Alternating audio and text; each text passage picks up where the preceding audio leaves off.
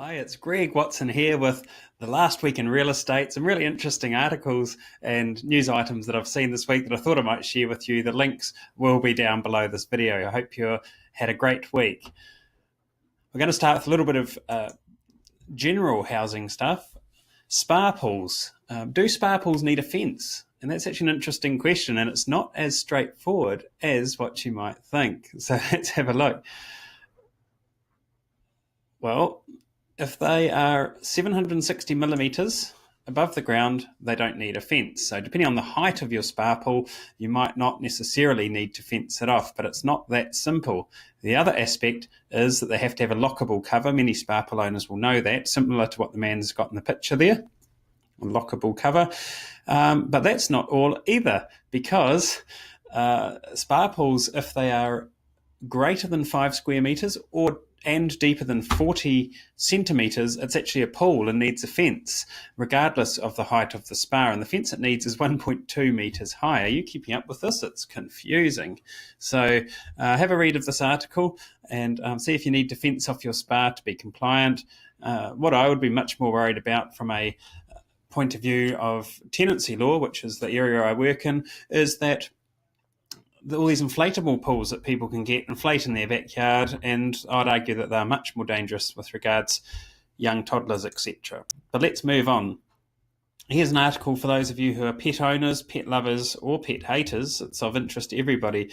Landlords are being left to rehome abandoned pets. So what is this article about? It's about tenants who move out of properties and the difference between the percentage of tenants who have pets and the percentage who are allowed to have pets, which is much lower. SPCA has put this article out which says that, for example, of Trade Me 9,099 rental properties, only 1,367 allow pets, so 15%. I think a lot more people have pets than that. So what happens? Tenants move out, they can't get a home with their pets, and the pets are either left at the property or given up for adoption. So it is a problem.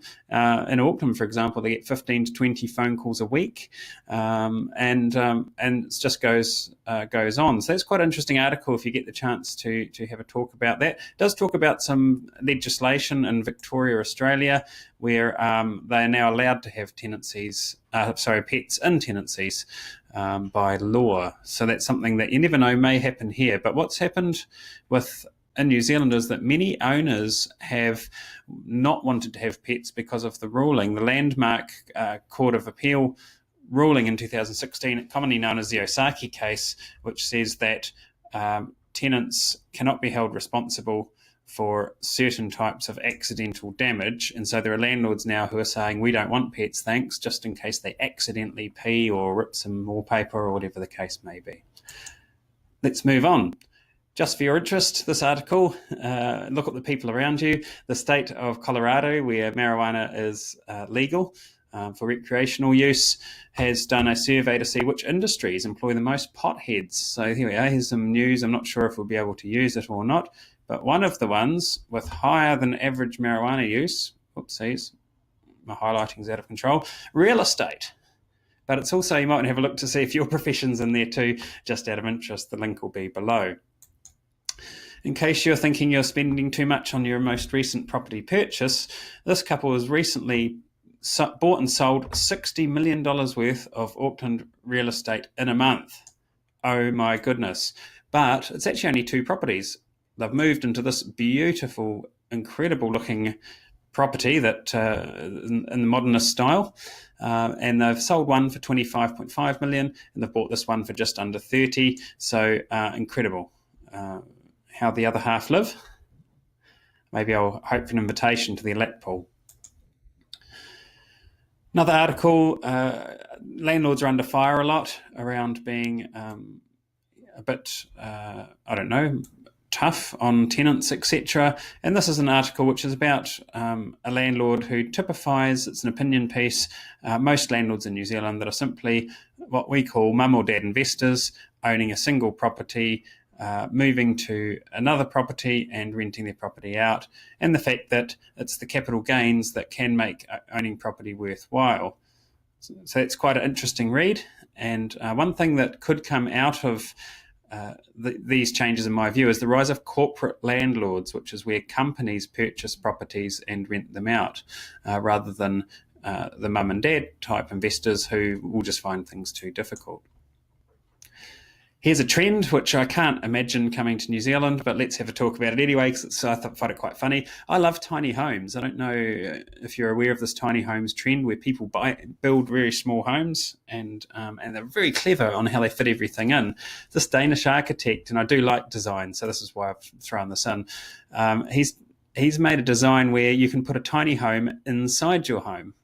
Yep, another home inside your home. Quite why, you'll have to read the article, but I just love the design aspects of how they do these sort of things. You've got a 50 square metre house. Have a think about that size for a minute. 50 square metre house. It's got 2 bedrooms, a kitchen, bathroom, a sitting area, and a sauna. Obviously, the sauna was important. So there we go. Isn't that amazing? Have a look at that. Actually, I think there's a quiz down the bottom which you can say, would you build a mini house inside your home? I'll just say, no way, it's a trend that will never catch on. Interesting, 33% of people are pretty keen.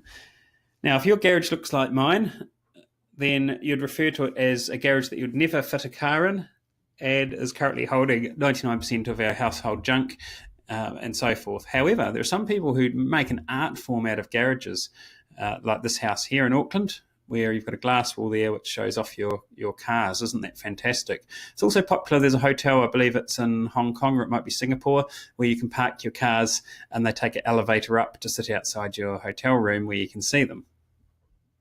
Anyway, so look at some of these garages. Magnificent. Games room and a bar in that one.